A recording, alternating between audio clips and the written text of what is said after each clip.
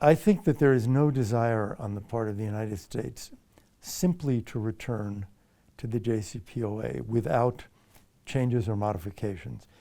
I think that's a bipartisan position in the US. That is, the JCPOA as it stood in 2015, even if you liked it in 2015, really does not serve in 2021. And there will have to be changes. So this, I think, is not a one-day matter. It's a complicated and somewhat lengthy negotiation. Absolutely. We believe in the Trump administration that one of the great shortcomings of the JCPOA is that it dealt with one piece of Iran's behavior that had terrible long-run possibilities, a nuclear weapon.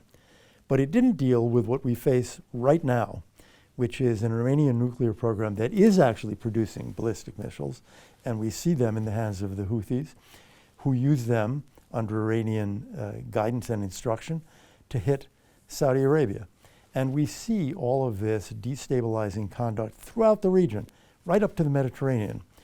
That has to be addressed before we can say that we have any kind of reliable agreement with Iran that will actually bring stability to the region. When your ambassador in the United States says that the UAE seeks this kind of improvement in the region, seeks more stability, I think he's speaking actually for all of Iran's neighbors. That is what you seek, and that is what we seek. We want Iran to stop this behavior. And the best way to achieve that conduct, we think, is through negotiations, utilizing the leverage that we've now built up. The critical thing, of course, is first the administration, then Congress. Once that happens, it's more or less non-controversial. It's bureaucratic, let me put it that way. The long pole in this tent in terms of time is manufacture. That is, it's not as if the F-35s are sitting in a hangar in the US and then as soon as Congress approves, they fly out, unfortunately. But I don't see any problems coming here. I think this bureaucratic process will roll out very smoothly, as it has in the past.